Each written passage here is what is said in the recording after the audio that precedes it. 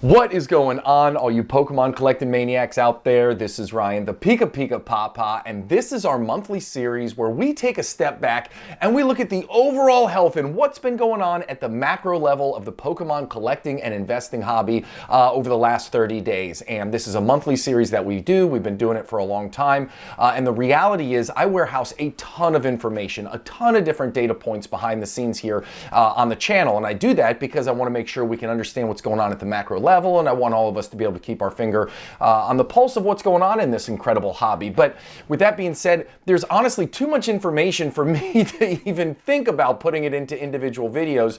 So we've stood up this series where here at the end of every single month, we kind of talk about how things are moving in general. And there's a ton of information in here. And I'm telling you, it has been a crazy 30 days. Like what has been going on month over month, we're seeing things that we just haven't seen before. And so I'm going to go over what's been going on in Sword and Shield, XY, Sun and Moon. We're going to talk about Scarlet and Violet. We're going to talk about sets that are launching and upcoming sets and all kinds of fun stuff. It truly is a deep dive, and I think we've had some fantastic learnings throughout the course of doing this series. So I hope you have a lot of fun as you're watching it. Now, if you get into this, if you're finding value, if you think it's enjoyable, give us a thumbs up, or if you haven't yet, hit that subscribe button. As I said, I do a ton of work behind the scenes, and those two small things go a long way in helping me out, and I'd really appreciate it. So with that out of the way, what you're looking at right here is the aggregate value of the top 20 singles cards from the XY era, the Sun and Moon era, and the Sword and Shield era, and how those aggregate values have moved over the last 18 months. I've been keeping this information for 18 months now, which is super exciting, and what I'm most excited about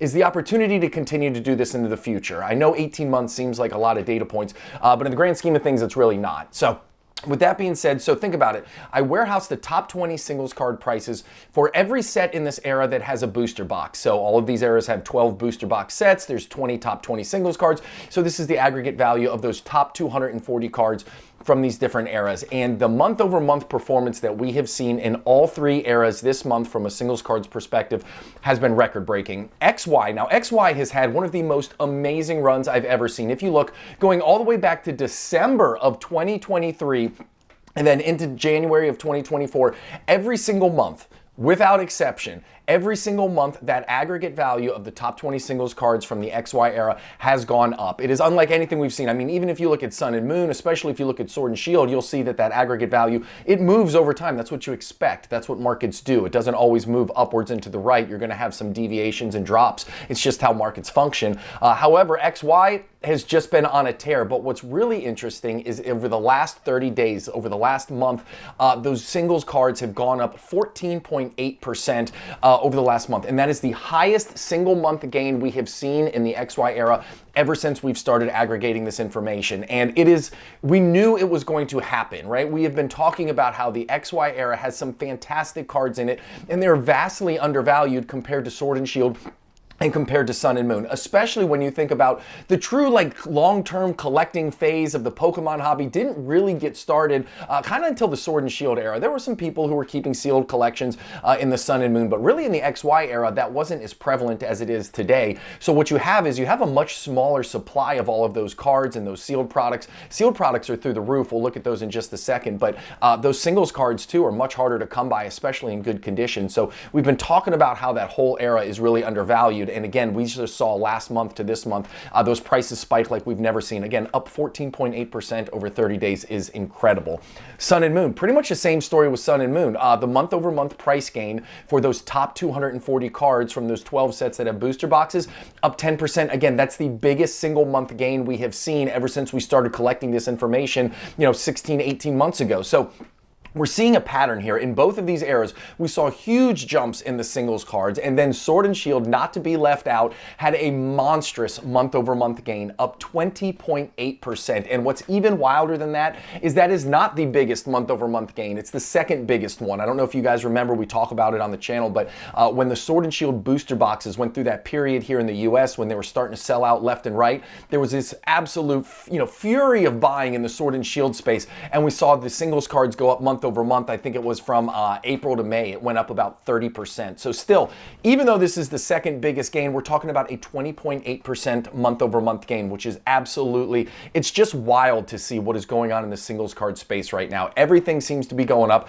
Everything seems to be really hot. But what we've seen at times is when things get really, really hot, you can see in the Sword and Shield graph right there, when things spike up incredibly aggressively, a lot of times there's a little bit of a correction on the backside. We all understand that the market is really frothy right now.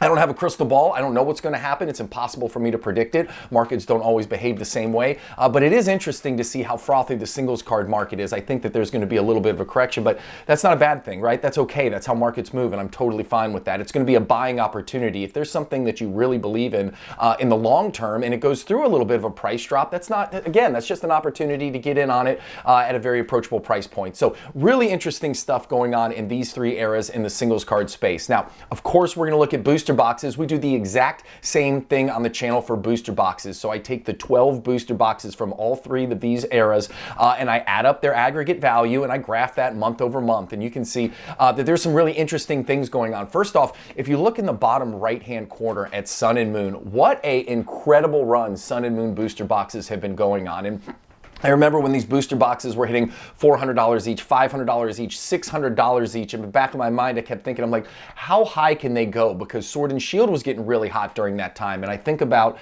you know, the Poké Dollar, there's a finite amount of it. I mean, there's only so many Pokemon collectors out there, and there's only so much dollars that they have to spend. And I kept thinking, okay, as these boxes get to $700, $800, you know, are people going to stop spending money on Sword and Shield or Sun and Moon and start spending it more on Sword and Shield? But Sun and Moon has just been on a tear. Overall, up 7.8% month over month. And just look at that trend line right there. Now, if you look at X and Y over there on the left, you see that it had a really choppy, say, first 12 months of us, you know, keeping an eye on this data points. But the big thing about that is XY, the population for those sealed products is so incredibly small that the prices are really high. So 1 or 2 sales of, say, Phantom Forces booster boxes or Furious Fist booster boxes, right? Or any of those, you know, Ancient Origin booster boxes, the ones that are really, really expensive, just a couple sales of those, either one way up or one way down, can really change the aggregate of this. So what I do is I think it's most important just to kind of trend line this out. But again, look at what's been going on from October to November to December to January to February in the XY booster box space. It has just taken off like a freaking rocket ship. And with last month being up again, 8.6% month over month. It's just an incredible space. And I mean, the price points are crazy. Look at that. The aggregate value, if you look on the left-hand side, the aggregate value of those 12 booster boxes is darn near $16,500. Just a huge number. And again, I think it just bodes well for how invested people are in the Pokemon space right now. Now, you look at Sword and Shield, and this is where things get interesting. I did a whole video on this. So this is my, you know, state of the hobby video, but I do a deep dive into Sword and Shield and Scarlet and Violet. I do separate individual videos on those. But you see the Sword and Shield booster box prices are kind of starting to slow down a little bit. And we've seen this pattern in the past. We've seen a pattern where we have a huge singles card spike in the Sword and Shield space, followed by a really, not low, but a slower booster box price gain. And then traditionally in the past, what we've seen is that means that the singles cards are about to soften a little bit. Again, don't have a crystal ball, have no clue what's going to happen. All I know is last time we saw this pattern, that's what happened. And the interesting thing too is when you look at these booster boxes, we're starting to hit some of these support lines, okay? You see Fusion Strike got really hot, right? And it's been coming down a little bit, but it's starting to find some support at that $450 mark, right? Then you have Chilling Reign. Again, Chilling Reign was up at $340, $350. It's been working its way down, starting to find some support at that $315 mark. And then Brilliant Stars, which I'm telling you, don't sleep on Brilliant Stars. I've been saying this for the last 6 months. I get it. I love Chilling Reign. I think Chilling Reign has some stunning artwork in it, top to bottom. The top 20 singles cards from an artwork perspective is absolutely fantastic. But when you compare the Pokemon in Chilling Reign to Brilliant Stars, you got a Charizard alt art, you got Arceus alt art, you got 2 Umbreons in there, you got 2 Sylveons in there. I'm sorry, Chilling Reign, you just can't hold a candle to the lineup that's in Brilliant Stars. And I've been saying it, and I'll continue to say it. I think Brilliant Stars is going to lap Chilling Reign at some point in terms of booster box value. And it's really close now. It's sitting at $286, and Chilling Reign is sitting at $314. So who knows? Maybe I'm completely wrong. Maybe Chilling Reign is going to be able to maintain, you know, top 3, top 4 spot in Sword and Shield booster boxes. But we're going to have to see. I've been a big fan fan of Brilliant Stars. I think it's got a very bright future. But the point of this slide is to talk about the support lines that we're seeing in the booster box space. And next month, it'll be really interesting to see if these support lines hold, if they break and go down, or if the market sees it as a buying opportunity and they start to go up again. Now, obviously, we've talked a lot about the 3 generations that are incomplete, but we also have to talk about Scarlet and Violet, and there is a lot of interesting stuff going on in the Scarlet and Violet space. We see cards like this happening all over the place. Look at this Drowsy card. I highlighted this on the Movers and Shakers video. I think it was about a week and a half ago, and this card just absolutely went ballistic. Okay, this card is up 1,635% over the last year, with almost all of those gains coming in the last couple weeks. But what we're starting to see, and again, this is kind of indicative of what we just saw on the Sword and Shield booster boxes, is we're seeing this incredible price spike, which is driven by, for me, $82 for this card is not a price I'm willing to pay. But what we're starting to see is some of this is starting to come back down. This is the one I pulled this morning. So it already went from 82 down to 64. You're seeing those light blue bars that go up and down. Those represent sales volume. So the dark blue line represents the price. So you're starting to see sales volume coming down. You're starting to see the price start to come down. So, you know, that's kind of what I expected to happen. It could have been a buyout. It could have been people trying to manipulate the market, drove it up to $82. Now it's starting to come back down. But then we see the same thing, this Excalibur card, right? I love Paldea Evolved. I love the artwork of this card. I love everything about it. But a $50 card, I'm just not quite sure it's going to be there in the long run. And again, this was on a Movers and Shakers video. And again, really short time period here, but it's starting to come down just a little bit, down a couple dollars, but we're starting to see that aggressive price down. You're starting to see sales volume come down. So we're going to have to see what Scarlet and Violet is going to look like month over month. I'm really fascinated to see what happens over the next 30 days. But we also have some cards that aren't showing this credible drop here, right? We've got the Darkspun card right there from Stellar Crown, and you can see that it had a really strong sales volume there. You see that light blue graph shoot all the way up. You see the price follow it, and I personally expected it to come back down, but it dropped a little bit, but it's really finding a lot of support at that $44, $45 range. So who knows? Listen, these prices aren't set by anyone except the collecting hobby. The people who are buying and selling these cards, like those are the ones who set the price. It's not me. I'm not buying these, guarantee you that much.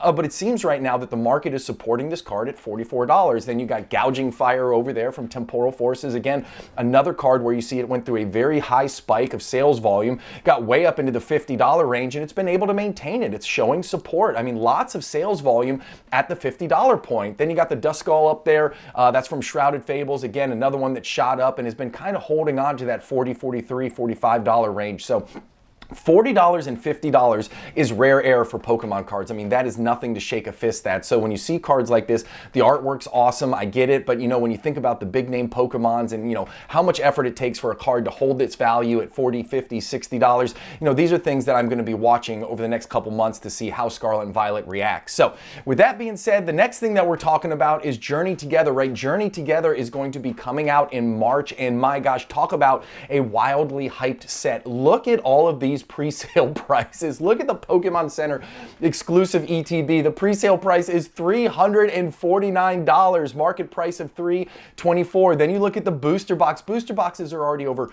$200. It is absolutely wild to think about that. I mean, even the booster bundles, right? Booster bundles is a product that we usually see a lot of interest in the specialty sets because they don't have booster boxes, and your booster bundles is the most efficient way to get packs. It's basically 6 packs at the price of 6 packs. So in these regular sets, when you do have booster boxes, you don't typically see the booster bundles be just a highly sought after product, but because Journey Together is completely sold out all over the place, even the booster bundle is up. I mean, the build and battle box, I mean, everything. Look at the 3-pack blister going for $33. It's just crazy what's going on. Now, as we all know, the Pokemon Company has come out and said they're going to be doing a reprint of Prismatic Evolutions. In the back of my mind, and in my hope of all hopes, I hope that when they get to a point that they feel Prismatic Evolutions is where it needs to be, hopefully they do some more Journey Together as well, because this is not what I'm excited about. Listen, I've already got my pre-orders in, and I'm very excited to have those pre-orders, but I also want to make sure everybody has an opportunity to get this amazing product. I am a long-term collector and investor. I'm looking down 10, 15, 20 years. These short-term price fluctuations mean nothing to me. I I would rather have everybody get this product because in the back of my mind, I know 10, 15 years from now, these products are going to be great no matter what. I would love the collecting hobby to get them and have the opportunity to hold them and enjoy them and keep the hobby fresh because in 10 years, most of that's going to be ripped anyway, so it really doesn't have a bearing on my long-term prospects. So with that being said, with Journey Together coming out in March, I do believe very strongly, again, there's nothing set in stone, there's no magic date, there's nothing circled on the calendar, but I do believe that we will be getting Destined Rivals pre-orders coming out as well. Now, I will say the Marnie and the Steven card right there, I just saw a video saying that those two cards actually are not going to be in the main set. Instead, those are going to be available in some rival battle deck boxes, which I think is really cool. The MSRP on them, what I'm seeing right now, is looking like it's going to be $14, $15, which is amazing. That artwork on both of those cards is fantastic. I love the fact that people are going to be able to get their hands on it. But at the end of the day, it doesn't matter. I mean, this set is going to be incredible. You got Cynthia, you got Rotom, you got Arvin, that Ho-Oh card at the very top. That card alone would be enough to make this set fantastic for me, but we all know we have a Mewtwo coming.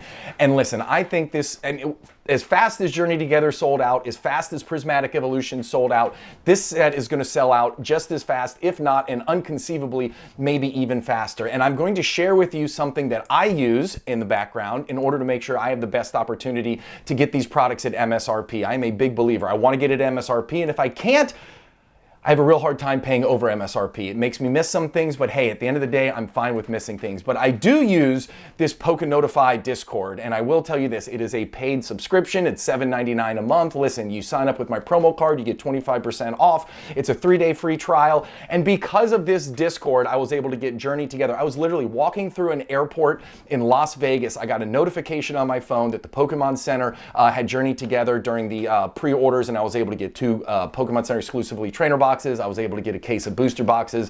Over the course of time, I've also been able to get 4 Prismatic Evolutions ETBs because my family loves ripping product and I didn't really want to open the Pokemon exclusive ones, so we were able to get that. And I was able to get 4 Blooming Water boxes from Books A Million, which I didn't even know Books A Million was stocking this online, but because of the Discord app, I was able to get on there. So you can use it if you want to. I'm just saying right now, it sucks that we have to use it because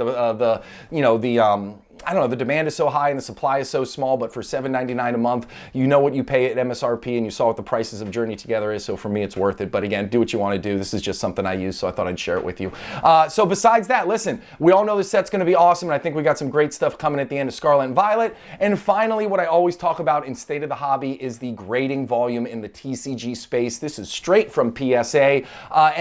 Listen, grading volume doesn't mean strength, it doesn't mean weakness in the hobby, but it does show a level of engagement. It does show that there are people out there who are having these cards graded because they think either right now they can have them graded and flip them for a profit, or because they think long-term into the future they're going to be worth more money. There are some people who just grade them for fun to have them in the PC, but let's be honest, mostly grading is financially driven. So you can see that over the last 6 months, the grading volume has been absolutely crazy in the TCG space. Matter of fact, last month was the second highest TCG grading volume of all time at PSA. So we're just going to have to see what next month looks like. I'm actually going to get this data in a couple days, so we'll see if that heavy trend is continued. But overall, I think that it's going to continue. I think we're going to have lots of awesome cards, lots of opportunity for grading. And again, I just think it shows how invested everybody is in the hobby right now and how strong people feel about the long-term prospects. So that's it. That is the State of the Hobby video. It's a little long. Hopefully it's a ton of fun. And if you made it to the end and you find value in it, hit that subscribe button. And if you like what you see,